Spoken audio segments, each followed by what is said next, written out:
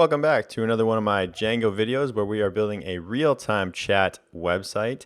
And in this video, we are going to work on uploading a new profile image. So let's go take a look at actually the profile screen, because I think this is kind of hard to describe without taking a look at it kind of visually what we need to do. So at first glance here, I think this looks like it's probably kind of an easy situation to deal with, but there's a lot of different things that are going to be happening on this screen. So just to kind of remind you, we're at the edit section of the profile. So if I was to just go to my profile, which is this screen, and I was to click on edit, this is now what we're going to be working on. So there's a number of different states involved here, and we're going to be handling those different states using JavaScript. So actually, let's look at our development environment and see what kind of situation we have going on right now. So if I click on update, what does this look like? Well, we have this kind of awkward thing where these icons are up here, this edit thing is down here. This isn't really working properly. Now what we want here is we want two different states. State number one is right when we click the edit button.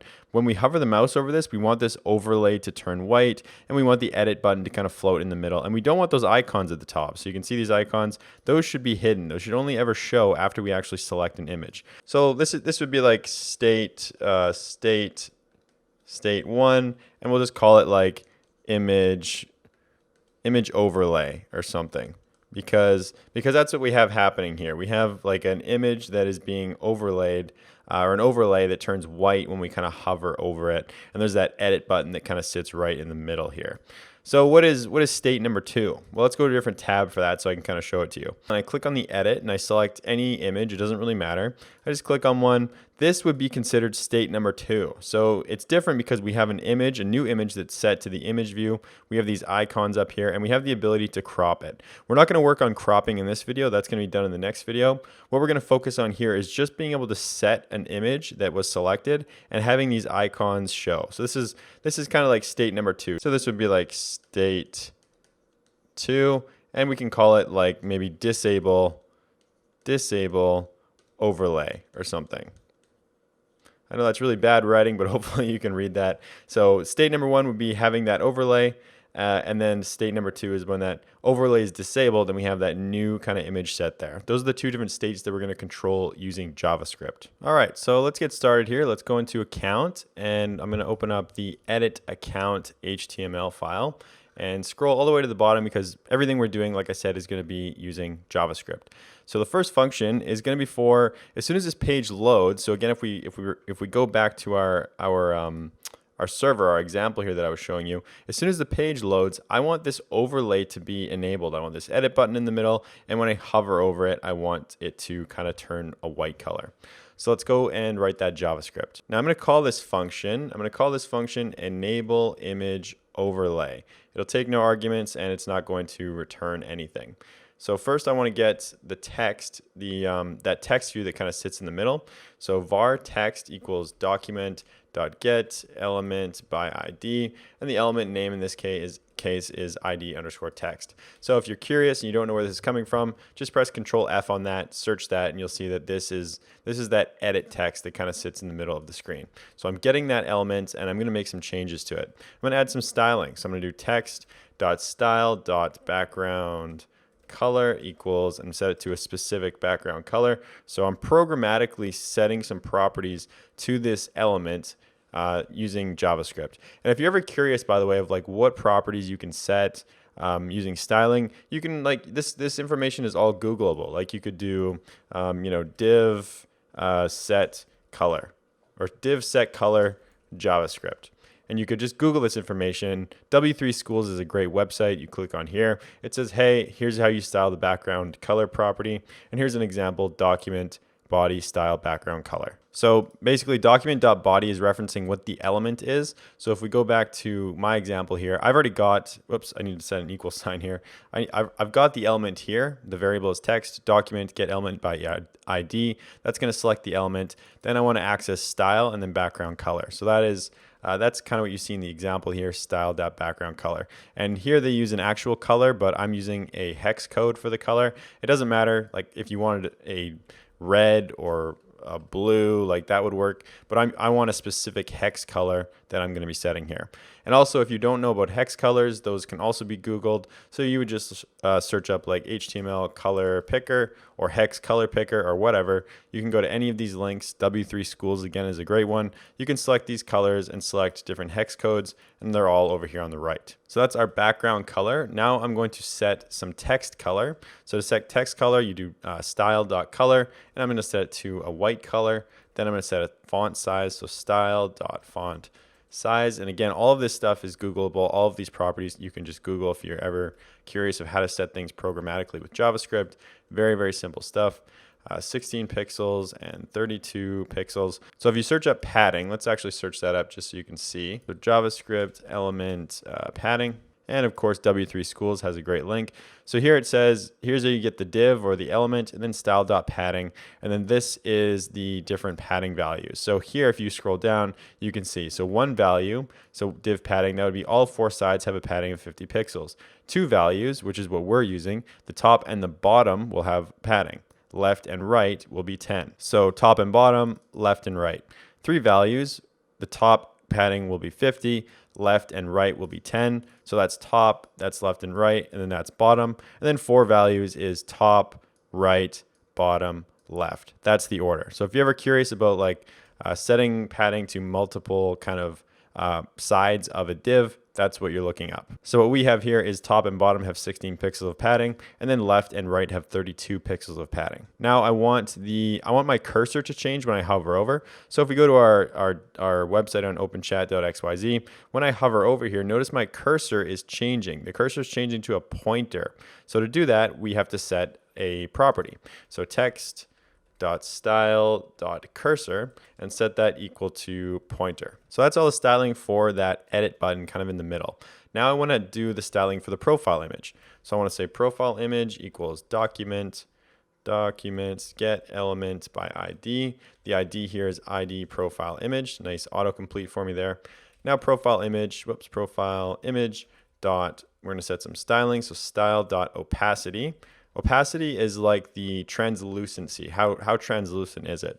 One means that it is totally or not translucent at all. So it's not transparent at all. It's like a fully visible image. Now I'm going to set some more styling. So style.display equals block. And you can look up different display settings for HTML. So I encourage you to do that. There's only a couple: block, inline, and I think there's one more. Now display, we want to do width. The width is going to be 100%. We want to occupy 100% of the parent width that's available. The height is going to be auto. Now I want to apply a transition to this. So I'm going to explain this in just a second here.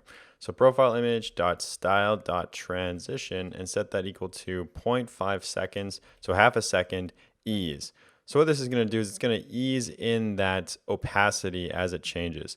So if we look at the development or at openchat.xyz, it takes half a second for the opacity to change when I hover my mouse over. That's what the transition, we're basically setting the transition time. So now I'm going to do profile image dot style dot backface visibility, set that equal to hidden, and then profile image dot style dot cursor and set that equal to pointer. So that's the same as up here, just changes the cursor to a pointer. So that is the profile image.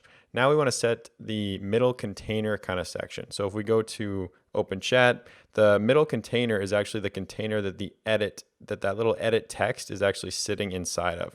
So we have a container here, and then inside that is the edit div. You can actually scroll up to the top and take a look up here. There's like a middle container, and then inside that is the text div that holds the actual text. So we're gonna style that container first, that middle container. So var, we'll call it middle container, and document get element by ID like we've been doing, ID middle container. All right, so now middle container dot style dot transition. We want to do that same 0.5 second ease transition to ease in the color change, I guess you would say, or the opacity change. Style, then we want to set this opacity to 0. So this one has opacity of 1, this has opacity of 0. So this is kind of like completely translucent. You could think of that. You can see right through it. Now middle container dot style dot position equals absolute. Absolute will give it like an absolute position, so it kind of like doesn't inherit its position from its parent.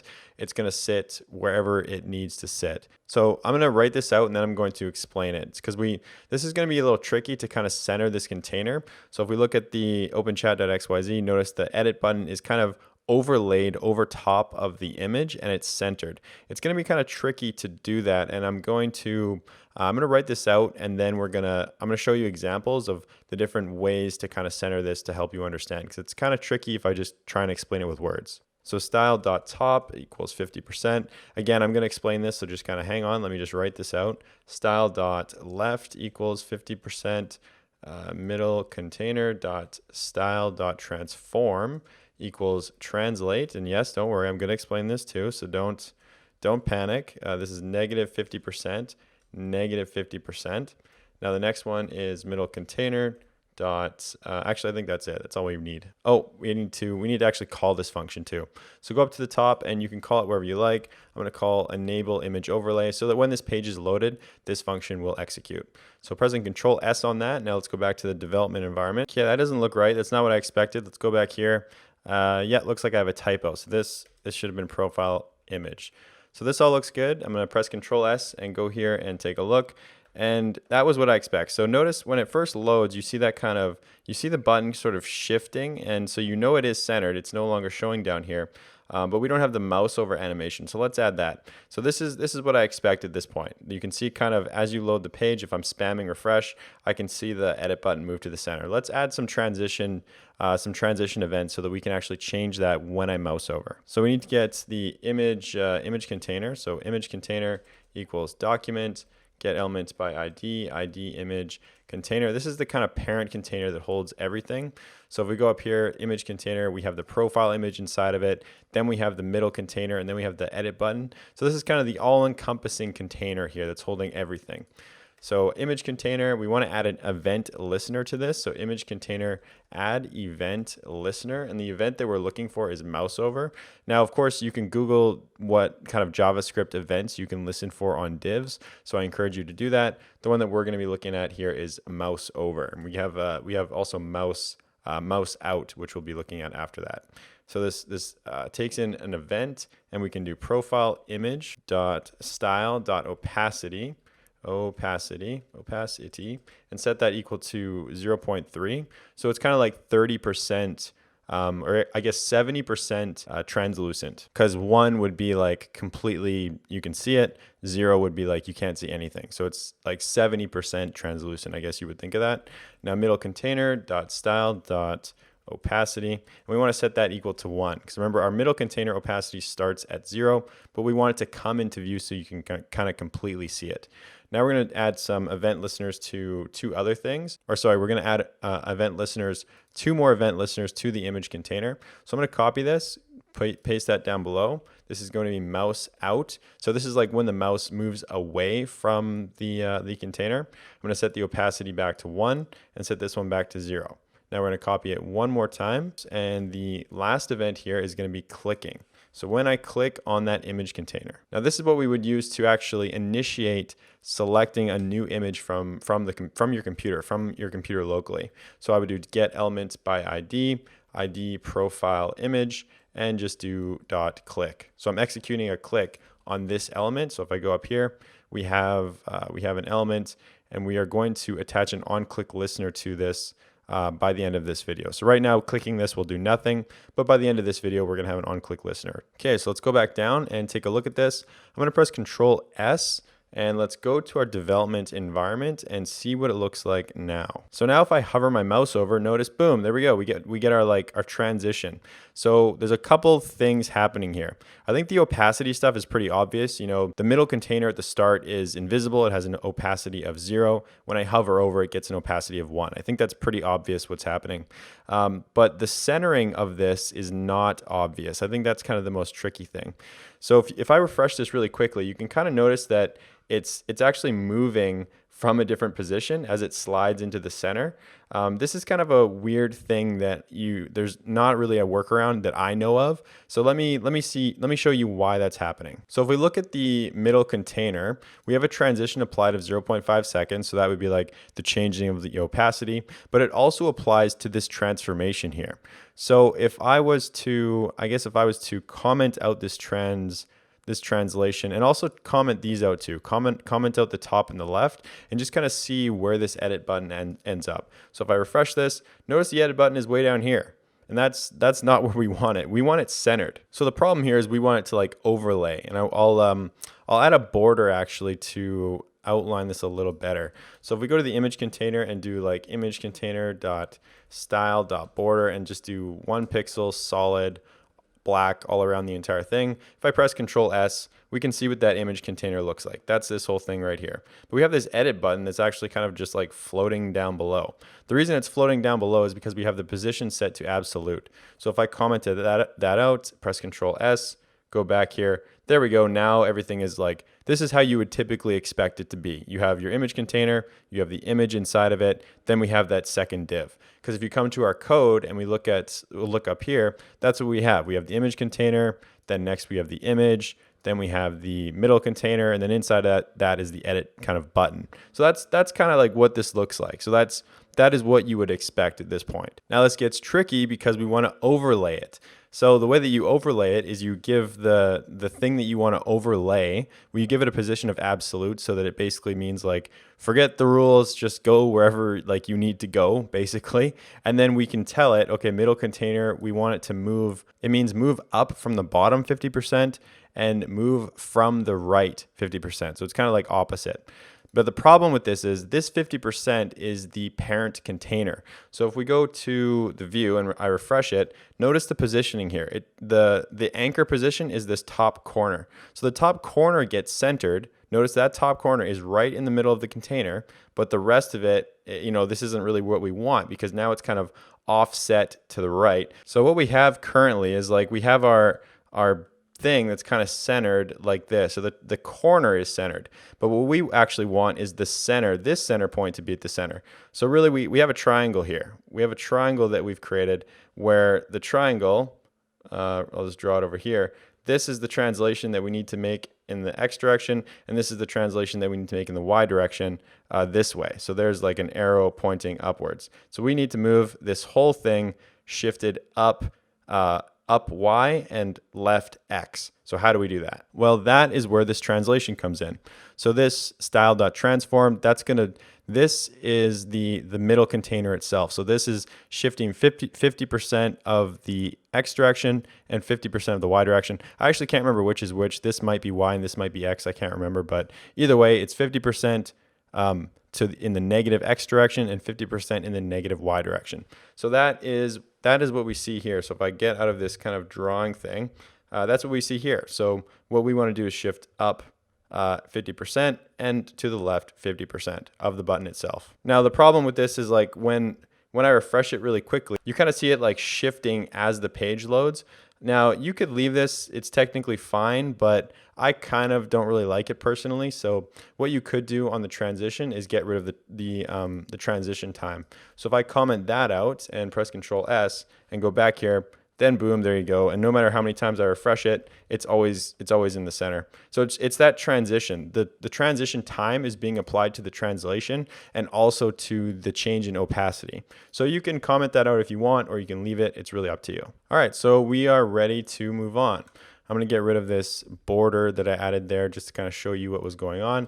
And now we're gonna move on to the rest of the JavaScript. So now we wanna kind of take care of these buttons up here. So we have our edit thing in there. We have our opacity changing when we hover over. That looks good. So now what about these? These should not show until a new image has been set. So I want to get rid of these. So I'll create a new variable called crop confirm, document get element by ID image crop confirm. This is the container that both of those things set in. So if you search this, notice it's a div where both the cancel and the check mark both sit. So we're just going to basically hide that.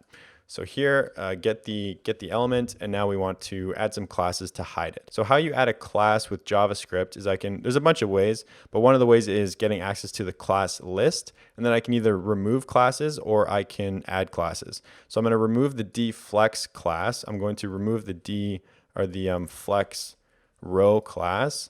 I'm going to remove justify content between, justify content between, and I'm going to add dnone. So dnone will hide it so that it's completely hidden. When I call remove, it's going to be removing nothing by default, but it will be adding, this should have been add dnone, which will make it invisible. Later in this video, when we build the opposite function for the other state, so we built enable image overlay, we're going to build disable image overlay. We're going to be adding these classes. So that's why I'm removing them here. So if I press Control S on that and I go to our development environment, boom, now we have exactly what we are looking for. Of course, if I click here, it doesn't do anything yet, but we're going to work on that pretty soon. So next is the other state. Right now, this is the enabled state. Well, what about the other state? So if I go to our openchat.xyz and I refresh this, so the enabled state would be like when I actually select an image, this state right here. How do I get it to go into that state? So we're going to build a JavaScript function to put it into this state. So coming back to our project, I'm going to go below that function that we just created, and I'm going to create a new function. This will be called disable image overlay. So it's the opposite of what we just did. Var profile image equals document get element by ID, ID profile image display. Now, I'm just going to define all of the variables up here, and then we can apply properties to them. So middle container, document, get element by ID, ID middle container, var image container equals document, get element by ID, ID image container. And the last one is the text for editing. So text equals document, get element by ID, ID underscore text. Those are our 4 elements that we're going to be editing in this function. So really we want to do the opposite of what we did in the enable function. So image container, I'm going to do remove event listener because we don't even have that overlay anymore. We're now into like the cropping process. Function event, open this up, profile file image dot style dot opacity and set that equal to 0.3. So that's like the starting value. Middle container dot style dot opacity equals 1, again the starting value. Now I want to copy this and remove event listener again, mouse out, so doing the exact same thing. You know, that now that I think about it, I don't know that even putting this stuff inside of here has any purpose. Really what I'm trying to do is remove the event listeners.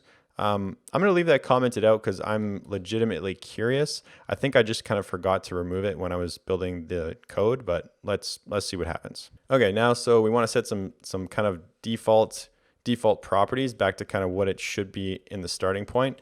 So style.opacity equals 1, middle container.style.opacity equals 0, text.style.cursor equals default. So instead of pointer, we want to set it back to default.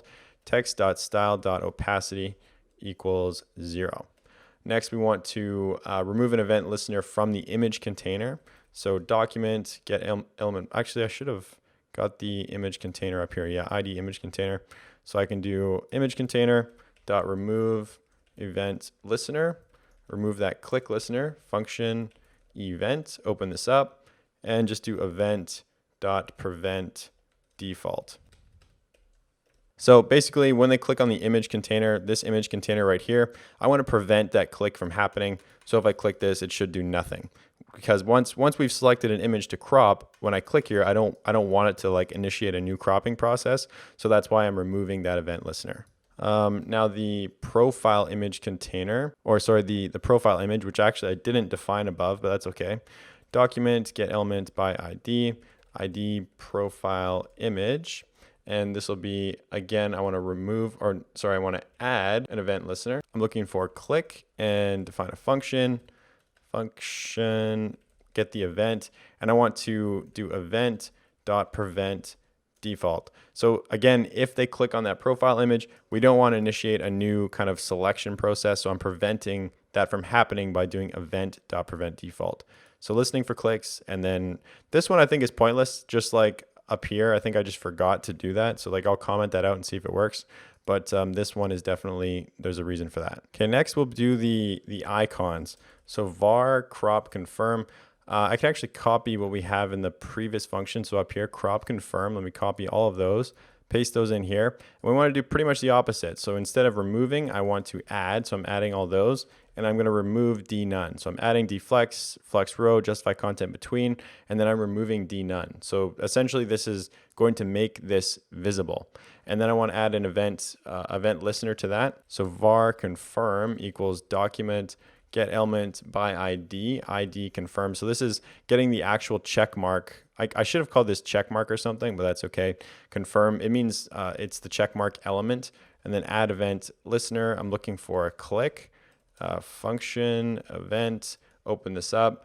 And then I want to call enable image overlay. And I also want to kind of accept the crop, whatever crop the user has selected. So like I'm going to put a little to do here, because if we look at the production environment, after they select like a selection to crop and I click this check mark, it should submit that information to the backend so that image can be saved locally, cropped, and then uploaded to storage. So there's a lot of things that need to be done there. And that's what this kind of to do marks. There's a lot of things that we need to do there. So that was confirming. What about canceling? So var cancel equals document get element by ID. You can say ID cancel, and then we want to add an event listener to that too. So cancel, add event listener, click, just like the other one. Function, event, open this up. I can do console.log. Let's just say reloading window, just so we can actually see it happening. And then window.location.reload. So that's just how to like basically refresh the page. So that way, if we cancel, like the easiest thing to do here is just to refresh the page, and then everything gets reset. So you press cancel, page is reloaded, everything is reset. Looking at these IDs, I just realized I made a mistake. This ID profile image display, this needs to be the ID. If you go up to the very top, this needs to be the ID of this image field. So inside of the image container, this needs to be ID profile image display. And then if you go down to the form, the first input here for the file type, this should be ID profile image. So ID profile image. That was something I changed in the code and I forgot to change it. And then also give this a name of profile image instead of profile image selector. That should be good. So pressing Control S on that. Yeah, because the profile image itself, like when you actually select one, which is what's happening for this ID, that's different than like the preview image that you show, which is this one, ID profile image display. Before we go to the development environment, go into the enable image overlay function, and down at the very bottom, call disable image overlay. So what we're doing is as soon as it loads, it's going to enable it, but I want to disable it because that's what I want to see. I want to see what the disable kind of state looks like. So call that at the end of your enable image overlay function, and let's go to the development environment and see what this looks like. So that looks good. We expect to see the X at the top, the check mark, and then an image kind of being set in the middle. Now we haven't set like an image because we haven't selected one yet, but this state looks pretty good, aside from the fact that we haven't chosen an image yet. Now we're gonna work on like when they click it, select an image, and then set one to the background. So going into our code here, I'm gonna get rid of disable image overlay here inside of our enable image overlay function. Scroll up to the top and go up to read URL. So this is what needs to get executed when we actually select a file. So I'm going to write if the input, I'll change this to input.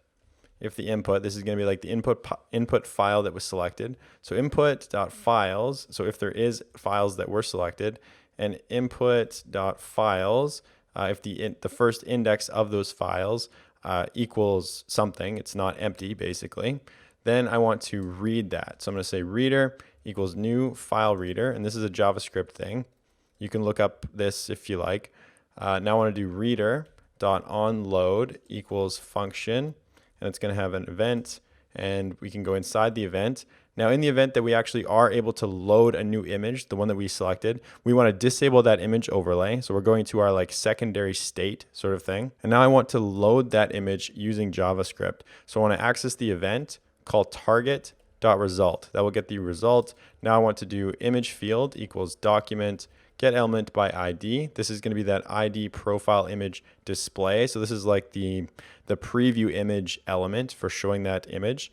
Now image field dot source equals the image. Whoops, this needs to be, I just said var, this needs to be image. So we're downloading the image, we're getting the element for displaying the preview, and then we're setting the source to that element. And this onload function is like an asynchronous function, so we need to actually kind of fire it off. How to get it? We need to get it started. We can get it started by saying reader.read as data URL and do input dot files and then that first file. So pressing Control S on this, and let's actually search this really quick to make sure that it's being called. So search for read URL. It's being called an on change of the input file right here. So that looks good. Also notice that this is hidden. So the way that we're going to be selecting an image is this is hidden, and then we're triggering a click to this when we actually click on our image container. So if you search this ID profile image down here, we have some properties set to it, but it's actually hidden. And the way that we open the file selector, if you come down here and we look at all of our on-click listeners, we have an event listener to the image container. So that's the thing that's actually like sitting behind it. So this is actually hidden, but we're going to programmatically click it when we click on the image container. So let's save that and go to our development environment. So our overlay looks good. Now if I click on this, this should trigger that selector on that input because I'm programmatically clicking that. Remember right here, I'm programmatically clicking that. Now we can select an image, select any image, doesn't matter. And boom, you can see it gets set to that ID profile image display. So the thing that you see here, if we go back to our code, is actually this element right here. So if I press Control F on that, that's this element right here that we're seeing. So this is good. This is what we want.